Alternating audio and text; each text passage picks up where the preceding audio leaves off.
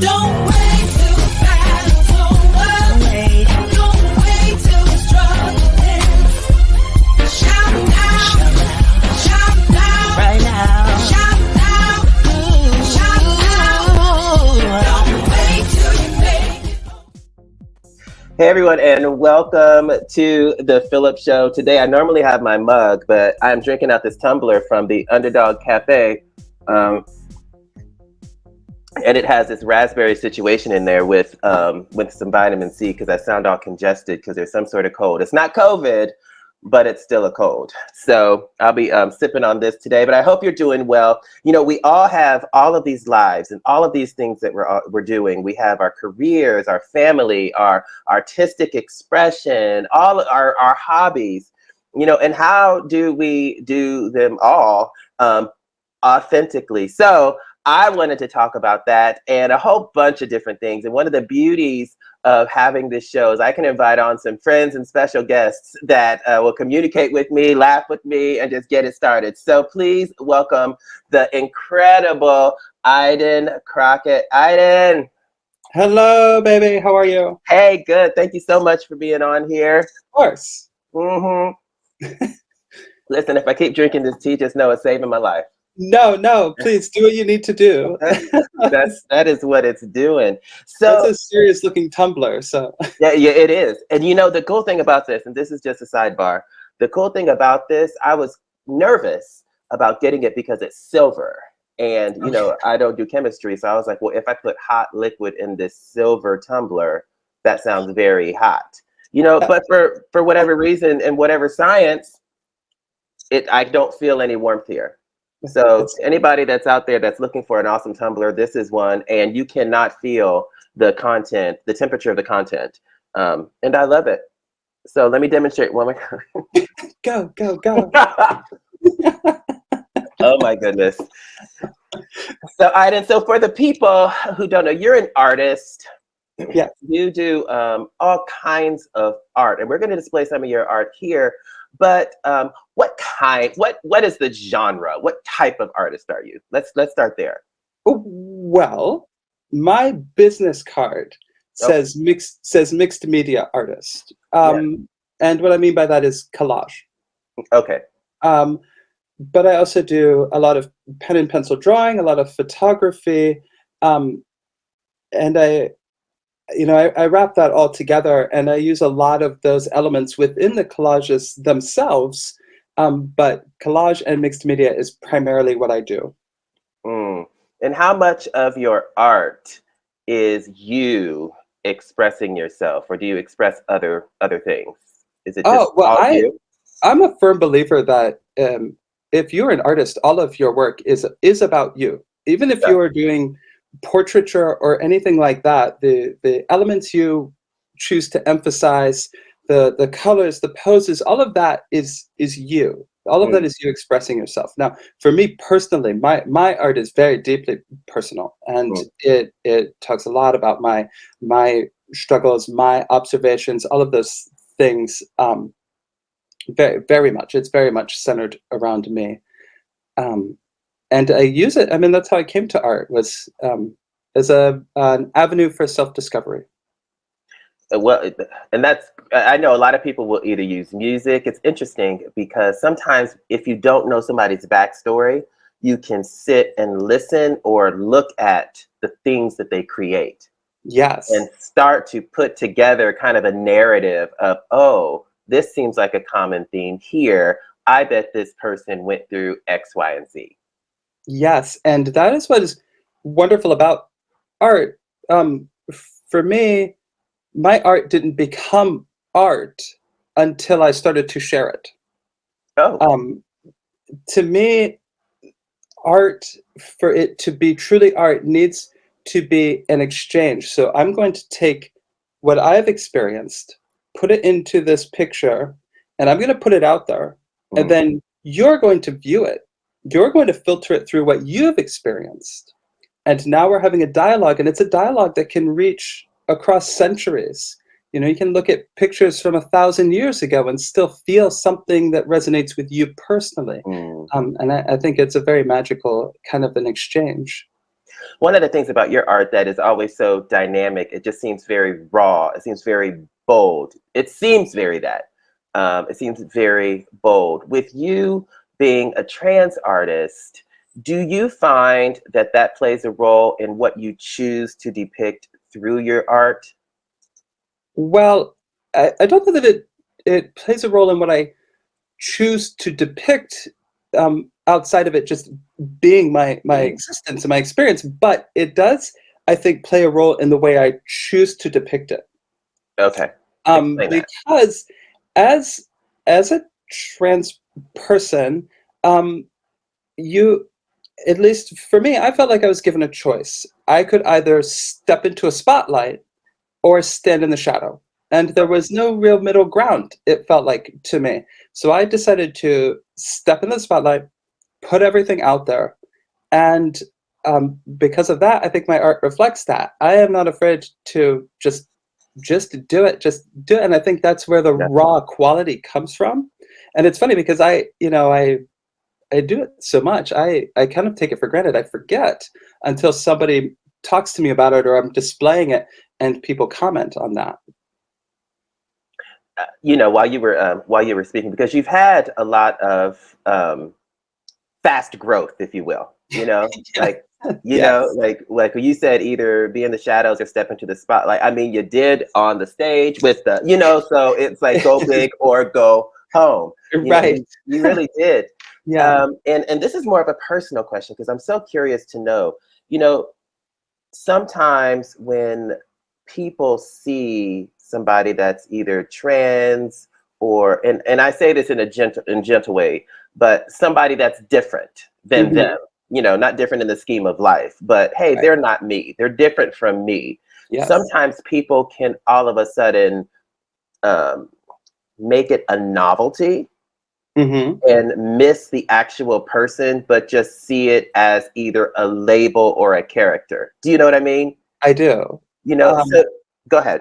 No, I was going to say that is something I've struggled with recently because there is, when you are in the public, there's Iden the artist and there's Iden the person, and they're very similar, but they're different. And you just sometimes start to get the feeling, the more people that know of you, the more people that think they know you.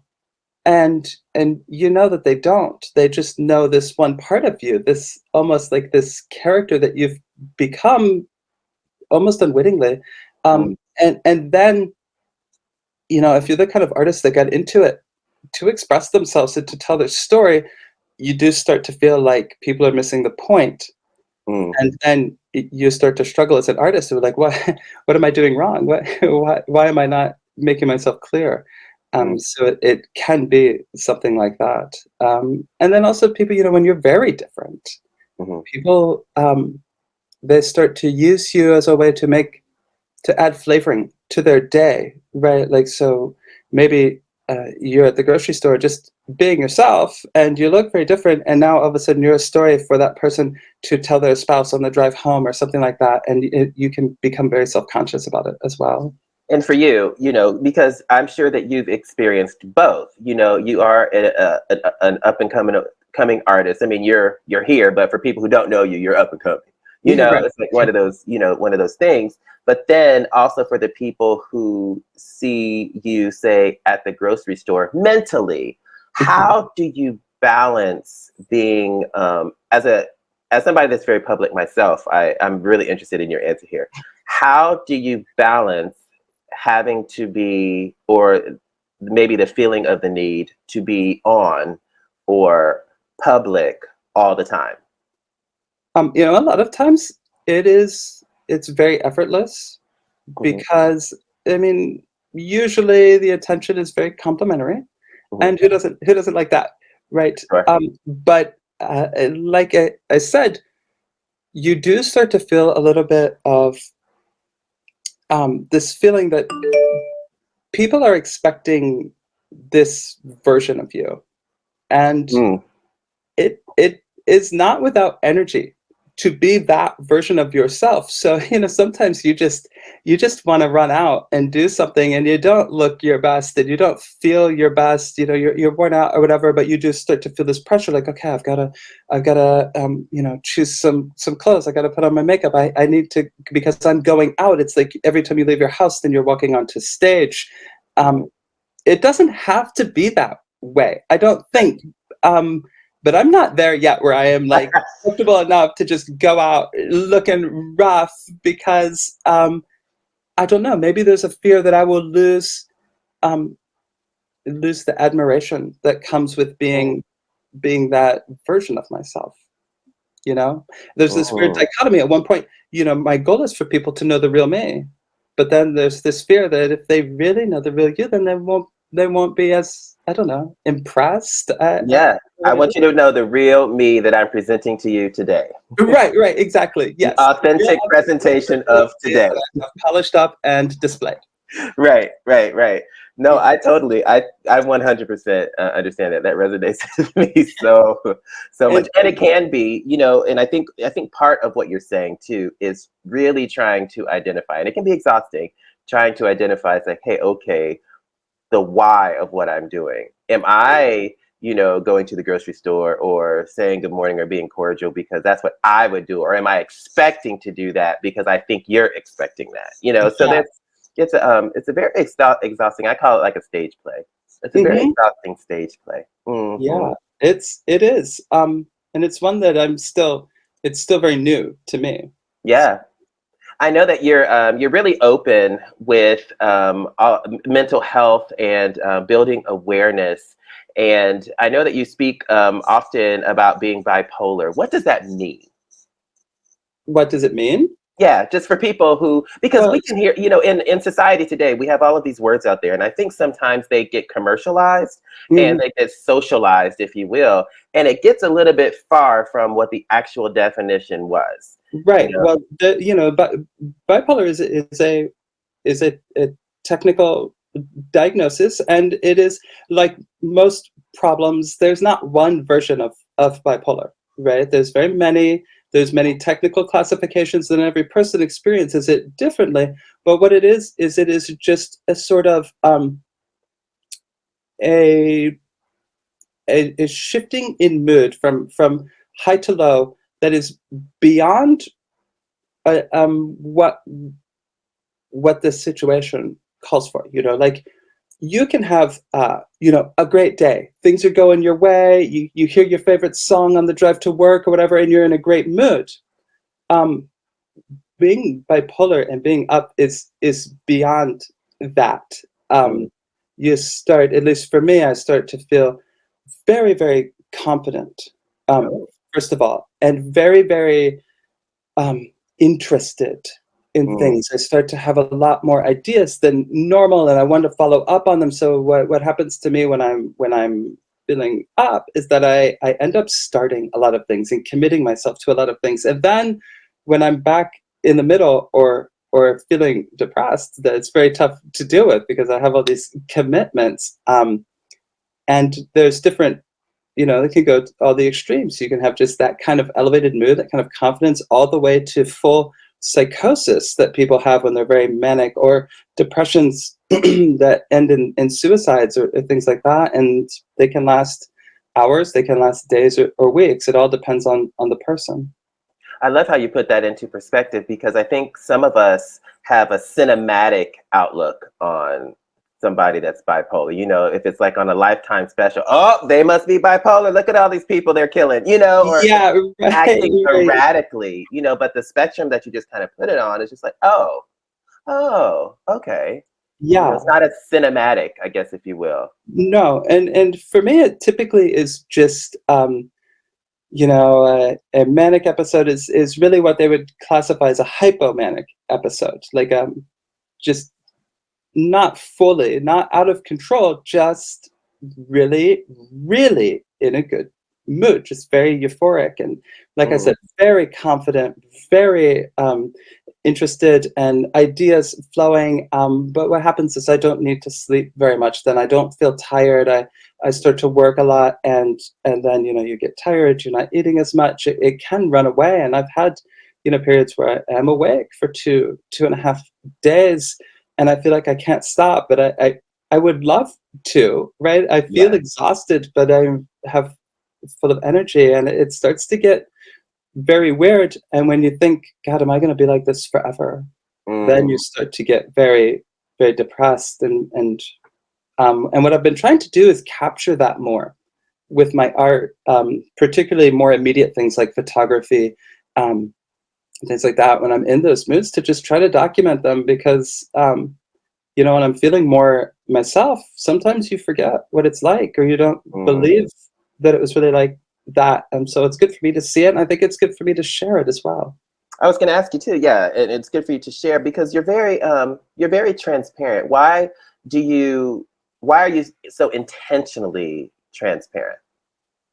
Well, when I realized that I was trans and decided that I would come out and transition, and I went out in the world, presenting the way I wanted to, and it was such a freeing experience. And I realized how much shame and secrecy I'd been carrying. I was ashamed about my sexual orientation. I was ashamed about my desire to wear women's clothes. I was ashamed about my mental illnesses. I was ashamed about my eating disorder and my self-injury, and all of it I was keeping secret. Once I realized how freeing it was to just tell people what was wrong, and realized that I didn't need to be ashamed of those things.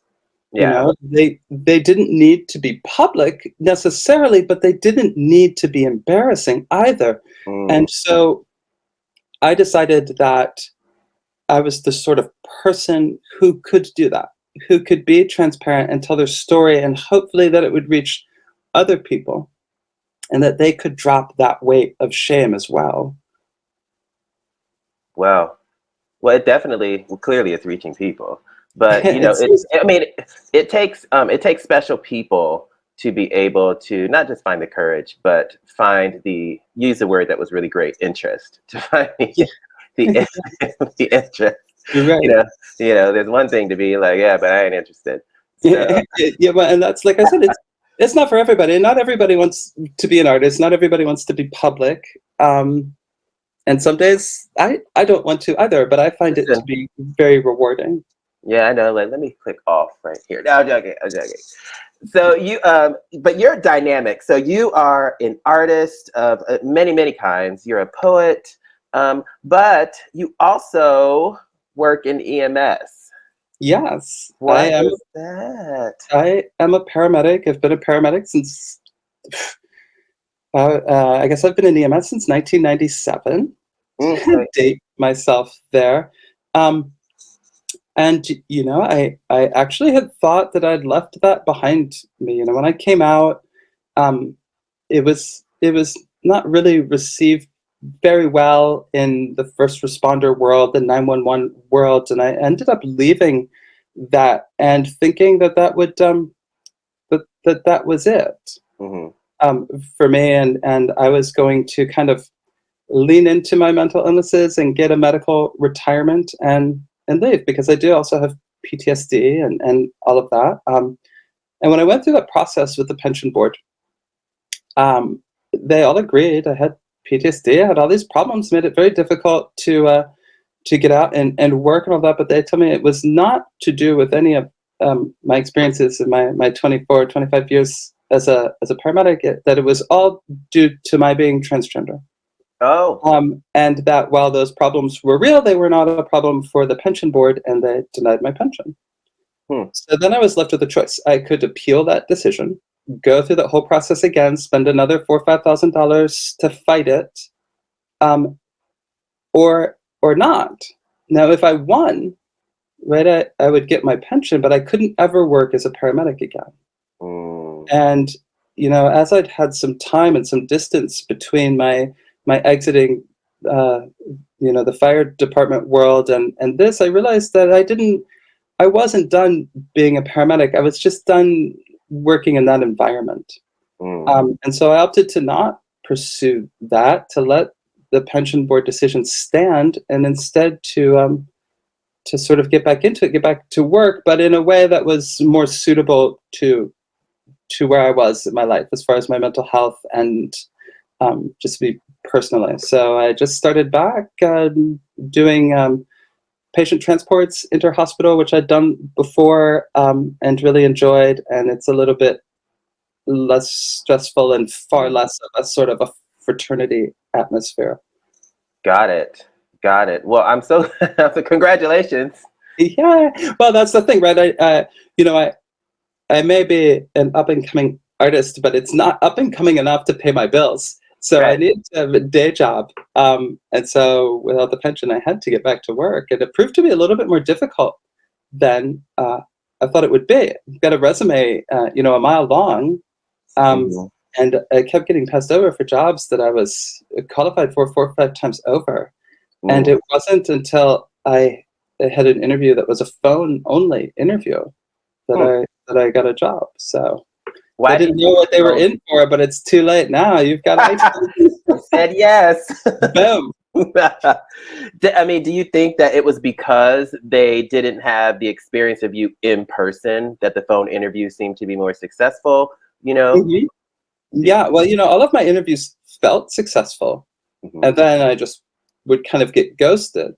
And I think it was a combination of mostly appearance.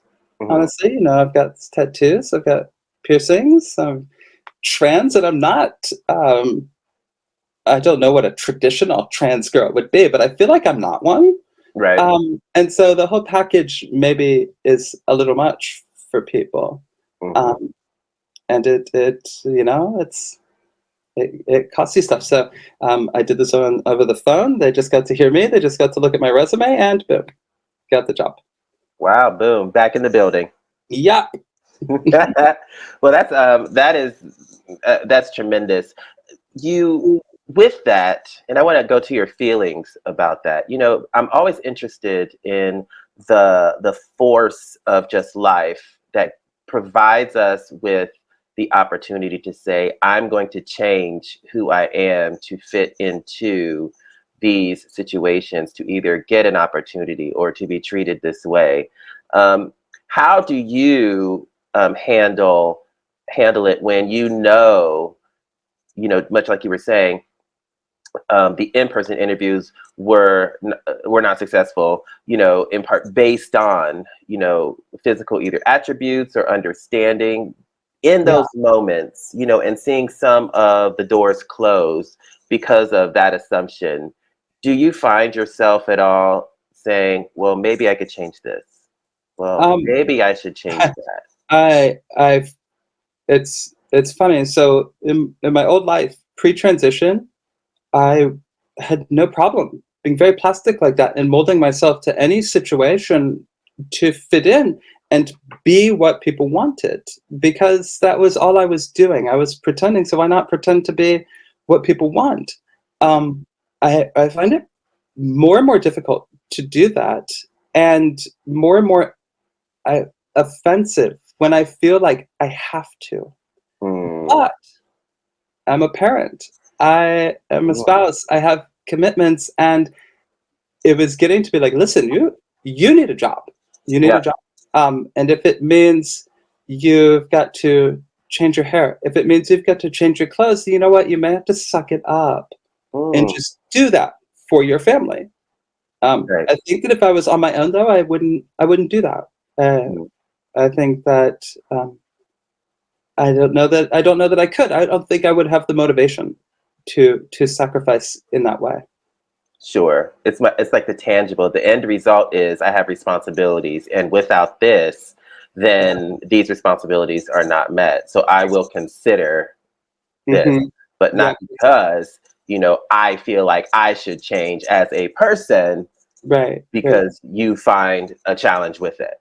Well, and it's particularly, it was particularly hard for me when I knew that people, maybe they didn't personally have a problem with my appearance, but they were speculating that other people would. Oh. That there was something offensive about just how I look. And it's not like I've got swastikas tattooed on my face. I mean, it's nothing like that. And I feel like when people do that, when they hire or don't hire based on someone's appearance, because of how they think that they will be received by the public, I feel like what we're doing as a society is catering to that lowest element, that group of people that would judge you on your appearance and would have a problem with you based on your tattoos or your jewelry or something. And I don't feel like we should be bending over backwards to satisfy those people. Those are the ones that need to change. And we should be supporting people who are being individuals and putting it out there. And the ones who have a problem with that are the ones who need to be penalized, not the other way around. But you're forced into this conformity because those people, those judgy, rude people, are the loud ones that cause the trouble. Yeah, that's very well said. That's very well said. We're conforming to the lowest. You really are. And I don't understand why we worry so much about what a terrible person thinks of us. If someone who's awful thinks you're great, that should be a red flag for you. Like, you should re-examine everything about yourself. Yeah, that's true. If they're awful and I'm wonderful to them, I have a problem. Exactly. Yeah. Oh my goodness. Wow. So you're starting your new job. You have all of this art going on. Where do you hope? And you and I have spoken about this before. But when it comes to your art, are you more of I would like my art to be featured in this gallery and that's where you can find me? Or would you like it to be more of, I do catered specific pieces for people that I would like to do them for? I would like to do all of that. Okay. Hey. I would love to have my work in these galleries. I would love to have it in cities where people are used to paying what art is worth. On the other hand, I want my art to be accessible to everyone because I think there's something in it for everybody. Yeah. And then I also like to make pieces for people. So I want to go in all of the directions, and of course that's very kind of manic. I want to do it all, but I do try to keep my eyes on the goal. What I want to do is reach a bigger audience, reach an audience outside of our local area, and to keep building that so that I can make more money doing it. And have more opportunities to do it. And it's starting to work. I'm starting to get some really neat things, neat collaborations with people in different sort of genres and stuff. And it's very fun. And, one thing I would love to do is be able to do more work with musicians and bands and album covers and things like that. So that's a little side goal for myself as well. Yeah, that's awesome. Well, that may be something that picks up. I believe so. I hope. I believe so too. Iden, as usual, per usual, always thank you so much for chatting and for being so transparent. I'm a firm believer that there are special people who can be transparent, and it's not for everybody in the public domain. But I believe that as we put ourselves out there are those who need to hear specifically, what we have to say. So, yes. So I applaud you for using all of your platforms to send the message of what's the word? Authenticate? What is it? Authenticity? Authenticity. I'm like authenticity.